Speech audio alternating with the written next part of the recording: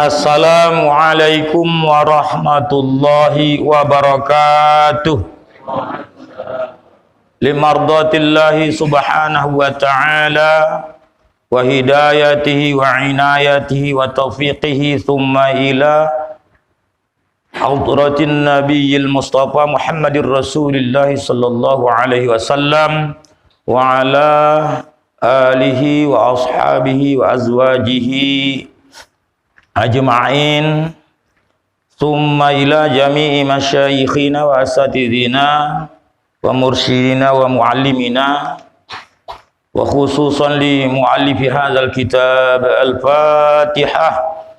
Bismillahirrahmanirrahim. Alhamdulillahirabbil alamin. Arrahmanir rahim. Maliki yaumiddin. Iyyaka na'budu wa iyyaka nasta'in. Ihdinas siratal mustaqim. Siratal ladzina an'amta 'alaihim ghairil maghdubi 'alaihim waladdallin. Amin. Alhamdulillahirabbil alamin wassalatu wassalamu ala asyrafil anbiya'i wal mursalin wa ala alihi wa sahbihi ajma'in. Rabbis shrah li sadri wa yassir li amri wahlul 'uqdatam min lisani yafqahu qawli.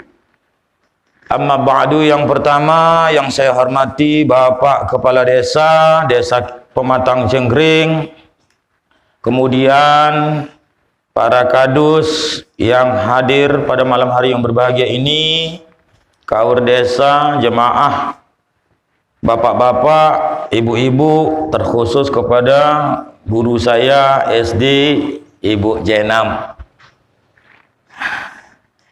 yang insya Allah dimuliakan oleh Allah subhanahu wa ta'ala. Baiklah, setelah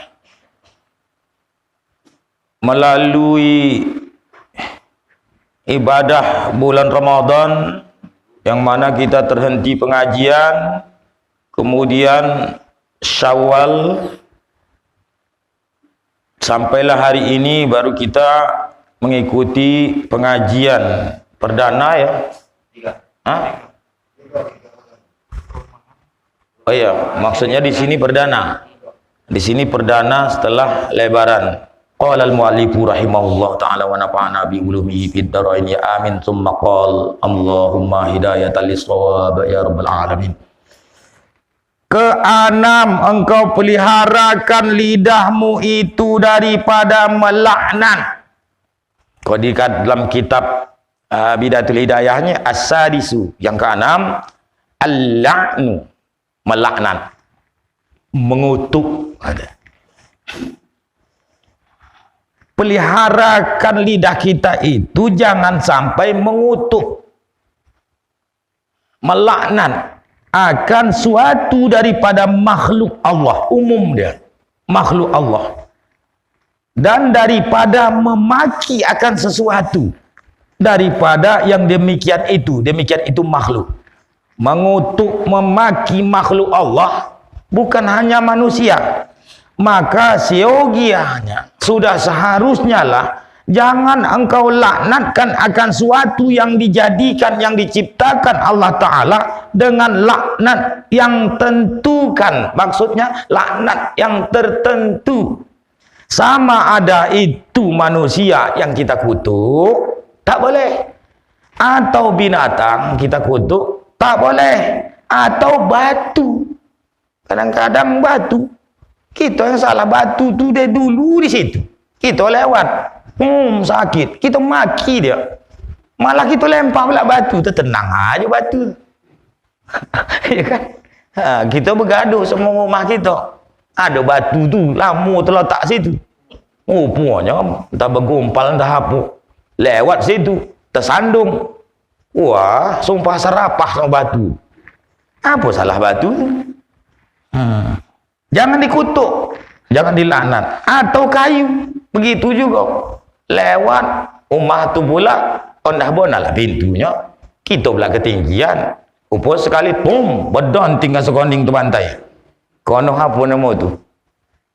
Apa nama tu? Apa pintu tu? Kosen pintu tu. Sakit tu. Sakit. Kita maki dia. Ataupun kita tumbuk pula. Kita yang sakit. Jangan seperti itu. Atau makanan disiapkan rumah, Ada kisah akhirnya menyosal suami, dicampakkan, balik ke rumah aku sedang lapar, diletakkannya lah makanan, dihidangkan, seleranya sedap lah karena belum termakan, dimakannya lah, kok pahitnya bukan tanggung, aku campakkan tuh sama-sama tempat makanan tadi. Akhirnya aku menyesal. Kenapa? Rupanya dia tak ingat, dia memegang buah, kan ada yang tepi jalan apa tu? Mahoni. Itu cukup pahit. Begini jadi salahkan ya. Karena dia makan menjilat tangan tu juga. Apa tak pahit? Bukan makanan tu pahit. Bekas dia memegang buah mahoni tadi. Barulah ingat dia. Akhirnya sadarlah dia. Ketidak, makanan tu dikutuk. Pahit begitu. Atau lain sebagainya. Jangan.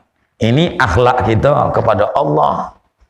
Hablum minan nas, sesama manusia, bahkan sama hewan, sama kayu-kayuan. Sama ada orang Islam atau orang kafir. Mampus kau. Cepatlah kau mati. Satu orang itu kutuk. Laknatullah alal kafir. Kafirin. Kalau laknatullah alal kafirin itu dibolehkan umum. Ini tertentu. Si Polan itu. Lambat betul mati. Dia itulah yang menghasut-hasut supaya kita itu jauh dari agama Islam.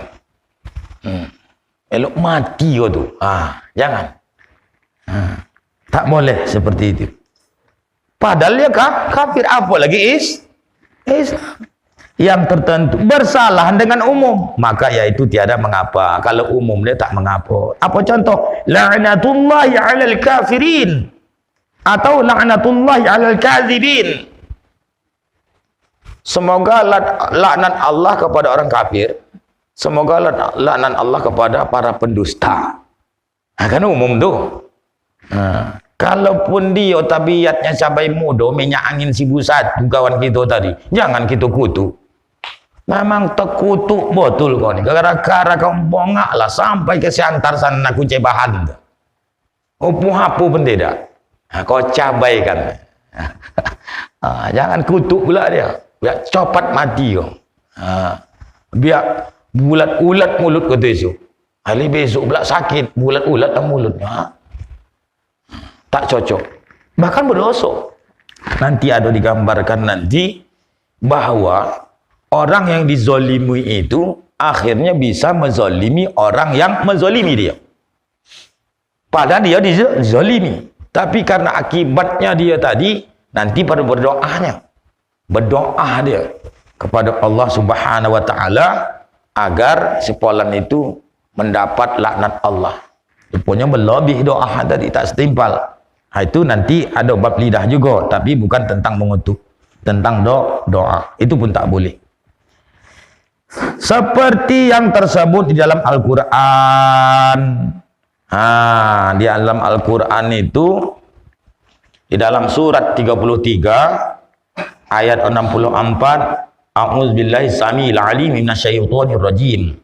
Innallaha la'anal kafirina wa a'adda lahum sa'ira. Innallaha la'anal kafirina wa a'adda lahum sa'ira. Sesungguhnya Allah melaknati orang-orang kafir dan menyediakan bagi mereka api yang menyala-nyala. Itu dia. Jadi sesuai dengan ayat Al-Quran, orang-orang kafir kan tak disebut yang orang kafir itu satu persatu, umum tu boleh.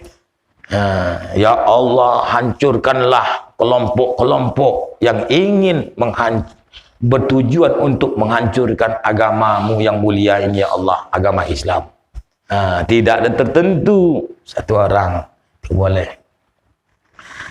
Namun begitu, tetapi yang aula, yang lebih elok, yang utama, jangan engkau laknat akan seorang. Walaupun begitu tak apalah pun itu laknat. Kata Imam Ghazali rahimahullah ta'ala, wala taqta' bi syahadatika ala ahadin min ahlil qiblat bisyirkin au kufrin. Oh, dia tahu uang solat dituduhnya pula. Kau buat syirik. Kau kufur. Au nifaqin, munafik kau. Fa innal muttali'a 'ala sarair wallahu ta'ala. Fala tadkhul bainal ibadi wa bainallahi ta'ala. Kenapa? Karena itu nanti urusan Allah. Jangan seolah-olah kita macam Tuhan pula. Yang berhak begitu itu adalah Allah. Kita tengok artinya. Kata Imam Ghazali ini, jangan engkau putuskan dengan saksimu atas seorang daripada ahli kiblat. Apa maksudnya itu? Wala taqta' bi syahadatika ala ahadin min ahli kiblat. Jangan menghukumkan secara pasti berdasarkan penyaksian kita. Penyaksian kita, si Polan tu, kita tengok ini, kita kutuk, ataupun kata-kata dia, terus langsung kita kutuk atas seorang daripada ahli kiblat, padahal dia itu selalu menghadap kiblat. Maksudnya itu salat orang Islam, yaitu orang yang pada zahirnya Islam, Islam. Yakni jangan engkau hukumkan akan seorang demikian itu dengan syirik. Kecuali memang betul-betul ada perlakuan syiriknya, barulah kita tuduh dia berbuat syirik. Nampak kita menyembah berhala, itu lain hal. Ataupun perkataannya perkataan syirik, atau hal-hal yang sudah pasti. Atau dengan kufur, kafir kau, walaupun main-main. Atau dengan munafik kau. Munafik maksudnya di sini adalah munafik akidah, bukan munafik macam artis-artis, munafik syirik selalu gitu. Kau syirik aja sama aku, entah apa maksudnya itu, wallahu alam lah. Ini tak seperti itu. Kalau syirik mensyarikatkan Allah, mensekutukan Allah. Maka karena bahwa yang melihat atas yang di dalam hati manusia itu, yaitu Allah Ta'ala juga, tiada lainnya. Karena tidak tahu kita hati seseorang itu. Yang tahu itu adalah Allah. Maka jangan masuk engkau antara hambanya dan antara Allah Ta'ala. Apa maksudnya? Jangan ikut campur, masuk campur. Ikut campur. Itu urusan Allah. Mana pula tahu kita? Kita tengok zahirnya. Wah, kita bilang syirik. Rupanya bukan. Itu maksudnya. Yakni jika engkau lihat akan seorang pada zahirnya Islam istimewa pula, terkhusus pula jika ia mengamalkan akan amal orang Islam seperti sholat dan puasa dan memberi zakat dan naik haji dan barang sebagainya. Maka jangan engkau intikadkan, jangan engkau yakini, dan jangan engkau hukumkan, kau ponis lagi itu. Dan jangan engkau sangka, suuzon, buruk sangka akan mereka itu pada batinnya. Karena batinnya itu tak bisa kita menilai.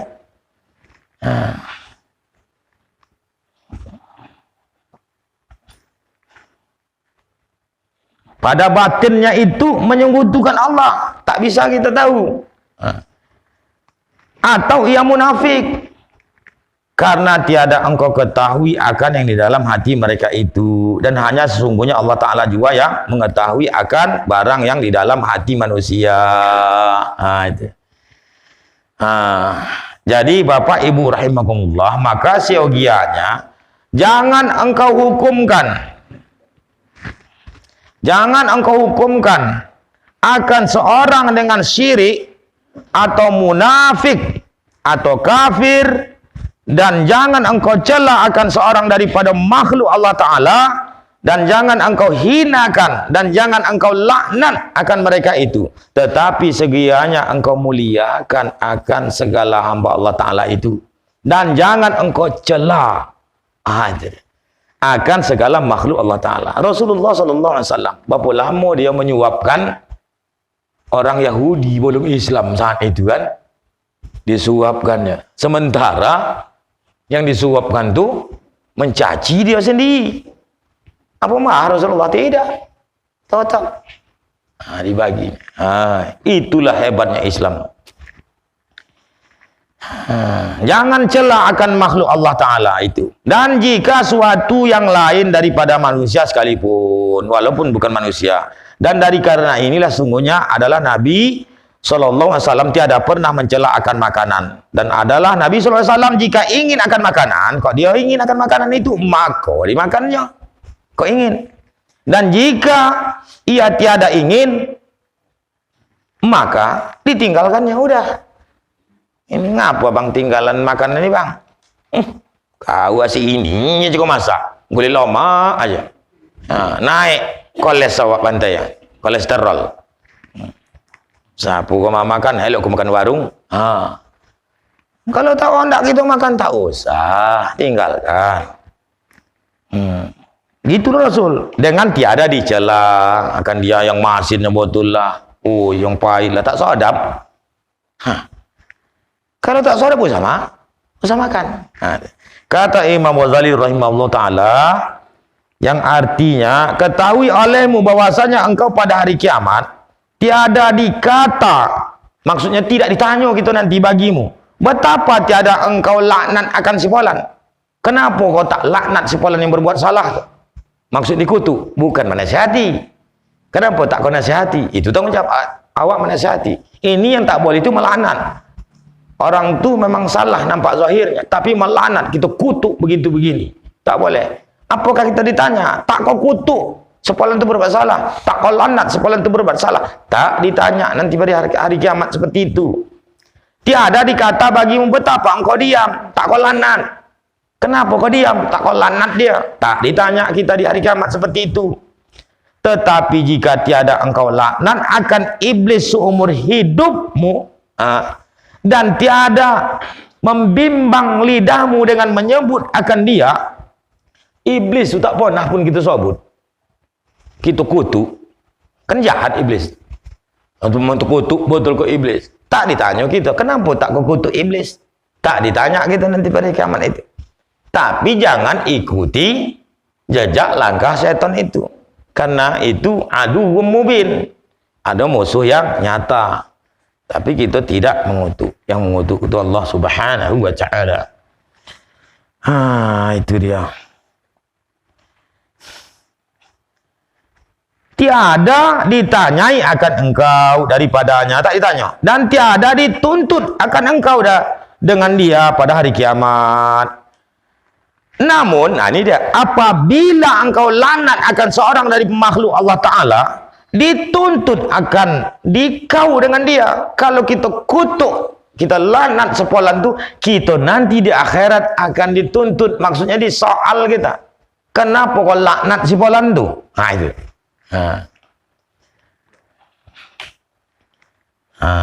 Dituntut kita nanti sana. Kalau salah laknat kita tu, ada mengatakan seperti ini. Hadis apa itu? Apabila kita melaknat seseorang, terkutuk kau, bilang gitu kan, copatlah kau mati, bak-bak sakit saja kau, dalam seminggu ni sakit parahlah kau, bilang gitu, itu kutuk macam-macam. Laknat itu naik ke langit, laknat itu naik ke langit, tertutup pintu langit, kemudian turun ke bumi, ke kanan, ke kiri dia belega. Tertutup pintu bumi. Kemana arahnya? Kembali kepada orang yang melaknat itu sendiri. Ya. Makanya kafir. Tak betul dia kafir. Balik kafir itu kepada dia. Hati-hati. Jangan mencela. Kok begini aman? Ini bukan saya arahkan kepada jamaah, bapak ibu sekalian, termasuk pada diri saya. Ketepatan saya membaca malam ini. Semua kita. Habis. Itu yang keenam. Jam berapa dah? 9:30. Kita baca agak laju sikit. Yang ketujuh, masalah lidah ni panjang. Pelihara lidah. Engkau daripada mendoa atas seorang daripada makhluk Allah Ta'ala dengan doa kejahatan. Ya Allah ya Rahman, sampai di Indrapura tu kau dapat ditabrak motor lah dia. Doa. Dan jikalau seorang itu mazalim akan dikau sekalipun, dicurinya satu pun tak ada tinggal, barang-barang berharga. Ya Allah, hartaku dah habis. Kok dapat? Kau putuskanlah tangan dia tu, sampai ke kakinya tu. Udah gitu esoknya tu mati, jangan copatkan matinya. Habis harta. Itu kan doa tak elok tu. Tak boleh. Sakit tak hati kita ni maling ni. Pertama dah kita kutuk dia, kita doakan lagi. Doa tak elok aja. Doa tak elok tu spontan kadang. Dapat aja. Kau doa yang elok tu kadang lupa. Walaupun dia menzalim akan kita, maka jangan engkau doakan atas mereka itu dengan kejahatan, dan engkau serahkan perbuatannya itu kepada Allah Ta'ala. Serahkan kepada Allah Ta'ala.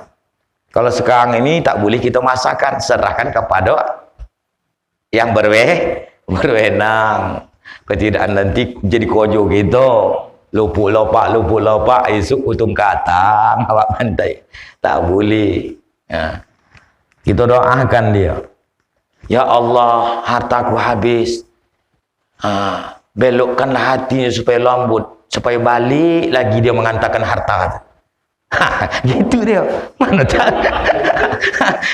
Ataupun ditinggalkannya di si penggalon tu. Tapi payah gitu. Karena kita maki dia, padahal tak tahu kita tak siapa. Rupanya ketahuan. Besoknya barulah tahu. Udah sumpah serapah. Rupanya ayah kandung kita membawa. Menyosal kita mutu. Inilah nak. Semalam tu terbawa ayah. Ketonya terbawa ayah. Keto tu bawa boli pula. Ayah pula tidak kasih tahu sama anaknya. Dikutuk. Siapa mencuri keto aku tu, bercopatlah mati. Cacatlah dia. Ayah sendiri. Allahu Akbar, ya Allah. Payah nih melaksanakannya tuh. Kalau ada yang menyakiti gitu, jangankan harta, jangankan badan kita disakiti, dengan zohirlah, tak pakai kayu, pakai balok dipukulnya kita, ditampar bikin suami kita. Dengan kata-kata saja pun kita kadang tak tahan. Dizolimi dengan kata-kata pun kadang kita tak tahan. Kita doakan pula, sakit botol hati aku tadi, padung banyak pula gitu, lebat tampah muka aku di situ. Ya Allah, begitu dia bikin malu aku.